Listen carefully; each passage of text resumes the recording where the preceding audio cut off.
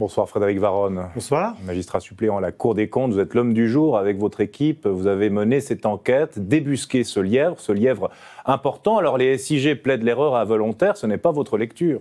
Non, pas véritablement. Certes, il peut y avoir des erreurs techniques dans le calcul des pertes de réseau, mais ce que nous avons découvert en cours d'audit, c'est qu'il y avait eu, dès 2018, des débats à l'interne du comité Otari, à l'interne des SIG, sur précisément ces pertes réseau, et que les SIG ont décidé, comme cela a été dit dans votre reportage, de manière délibérée, de maintenir un taux forfaitaire de calcul des pertes réseau qui correspondait en fait à une surfacturation des clients. Donc le problème était connu des SIG, et malgré cette connaissance, ils ont décidé de ne pas rectifier et de ne pas rembourser rétroactivement, dès 2018, leurs clients. Le problème était connu de qui ? De la direction générale, du conseil d'administration, de plus haut, du conseil d'État ? Alors tout le processus de tarification est assez complexe et effectivement il part de bas vers le haut. Au sein du comité Otari, qui rassemble notamment un membre de la direction générale, on a discuté en détail de ces problèmes. Les PV que nous avons pu consulter attestent de la bonne connaissance de cette thématique au sein même de ce comité Otari. Ensuite, dans le cadre de notre audit, nous avons eu des échanges avec la direction, dans le cadre de séances, aussi par échange de courriers. Et dans la discussion des recommandations que nous formulions, le président du conseil d'administration passé a également été impliqué. Donc, pendant le déroulement de l'audit, et la direction générale et le conseil d'administration étaient informés. Par rapport à ce qui était connu de la direction et du conseil d'administration en 2018, nous n'avons pas de constat probant. Donc les SIG étaient au courant de ces prix prohibitifs, ils étaient au courant que ça n'allait pas, que ce n'était pas conforme à la loi.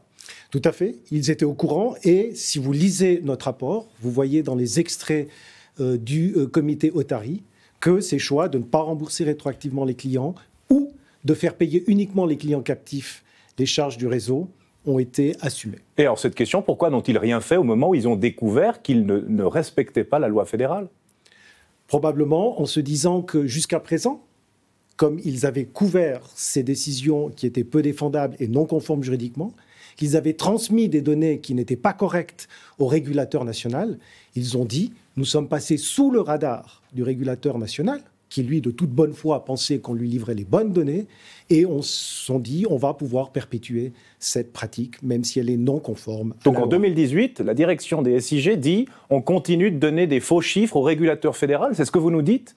Ce que je dis, c'est qu'au sein du comité Otari, on a décidé, et on savait délibérément, de fournir au régulateur national des chiffres qui n'étaient pas corrects. Dans quelle mesure la direction générale était pleinement informée que ces chiffres n'étaient pas corrects, là-dessus, je ne peux pas me prononcer. Et eux savaient que c'était des chiffres incorrects ?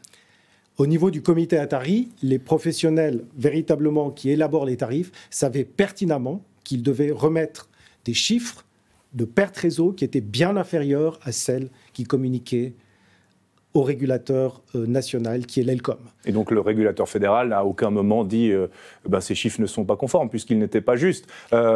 C'est aussi à s'interroger sur le rôle de ce régulateur fédéral. Le régulateur fédéral applique une loi fédérale, élabore des directives que doivent respecter les entreprises électriques, et ces directives sont elles-mêmes supportées par l'Association suisse des entreprises électriques.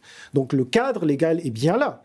Maintenant, les ressources qu'a ce régulateur national pour aller regarder dans tous les détails sont limitées et probablement, mais il faudrait poser la question à l'ELCOM, cette question des pertes réseau, ne représentant qu'une part minime de la tarification, n'a pas fait l'objet d'une analyse pointue, détaillée, systématique de la part de l'ELCOM. Je pense qu'aujourd'hui, la situation est différente. L'ELCOM est averti que ce problème a existé, même si aujourd'hui les SIG disent qu'il ne va pas perdurer et qu'ils vont jeter un œil beaucoup plus critique. Alors les SIG aujourd'hui remercient la Cour pour son travail, parlent d'échanges constructifs tout au long de l'audit. Dans quelles conditions se sont déroulées vos relations de travail avec les SIG ? Nous n'avons pas tout à fait la même interprétation du processus d'audit. Ce processus d'audit s'est déroulé dans un milieu très tendu. À certains moments, les SIG ont même refusé de nous donner l'accès à certains documents, notamment à des documents financiers qui nous auraient permis véritablement de voir les flux pour savoir quel type de client était particulièrement surfacturé. Donc je ne peux pas parler d'un climat de travail constructif, voire même serein. Mais c'est extrêmement grave ce que vous nous dites, parce que finalement vous êtes une autorité de contrôle et une institution publique refuse de vous donner l'accès à des documents auxquels vous devez avoir accès.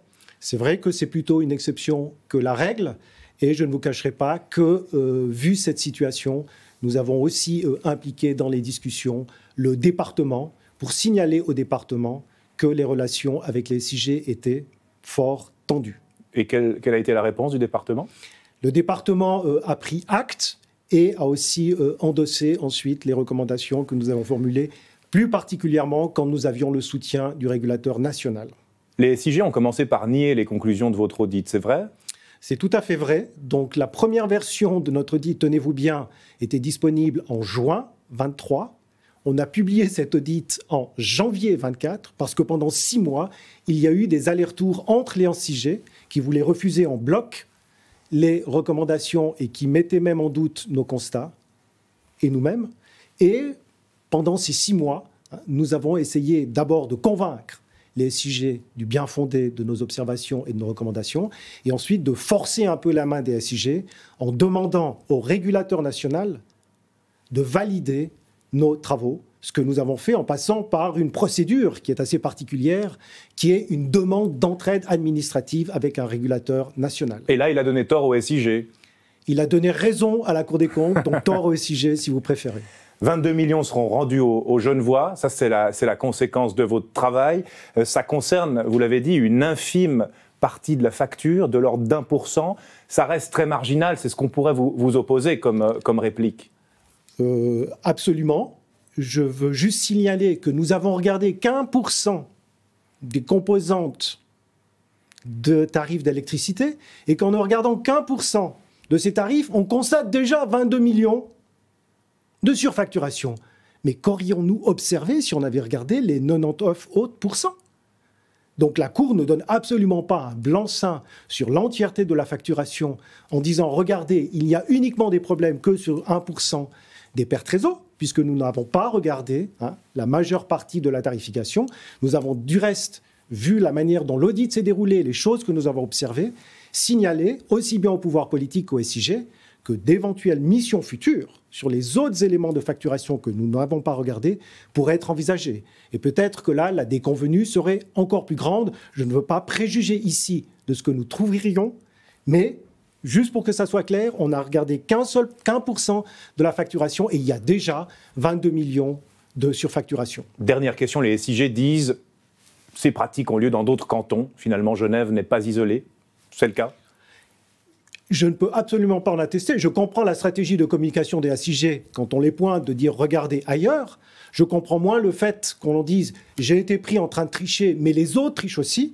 Et d'un point de vue purement légal, je suis sûr que l'ELCOM ne va pas accorder beaucoup de poids à ce critère de légalité dans l'illégalité. Donc si effectivement d'autres services industriels ont les mêmes pratiques, je pense qu'ils vont aussi les modifier, et ceci sous le contrôle de l'ELCOM. Ça serait une plus-value de la Cour des comptes qui, au-delà des impacts directs sur Genève, se traduirait aussi auprès d'autres cantons. Merci beaucoup Frédéric Varron pour vos explications.